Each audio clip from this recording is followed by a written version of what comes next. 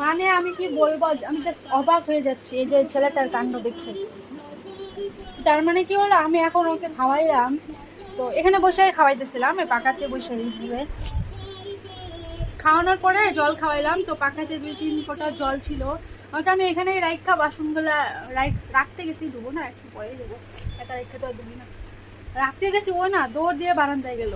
বারান্দায় আমাদের একটা ঘর মোছা ই থাকে, তো ওটা আনতে গেল। আমি ভাবলাম কি তুই দুষ্টমি করছো, ওটা আমি আবার সরে রাখলাম উপরে। তো আরেকটা ছিল নিচে, যে এটা যখন এখন ওর হাতে আছে, যে নোংরাটা হাতে নিয়ে সোফায় উঠিয়ে দিয়েছে, এটা নিচে ছিল। ও দৌড় দিয়ে আবার এটা নিয়ে আসলো। আমি আবার ভাবলাম কি করতেছে, নিয়ে এসে এইখানে যে 2-3 ফোঁটা জল পড়ছিল ওই এটা মুছলো। আমি জাস্ট অবাক হয়ে তাকিয়ে রইলাম যে এটা, মানে ও যেটা দেখে ওই ওটাই করে। ছেলের কাণ্ড দেখুন তো, অবাক ভাই। এত রোগ একটা ছেলে কি কি কাণ্ড করে তুমি দেখলে পাগল হয়ে যায়।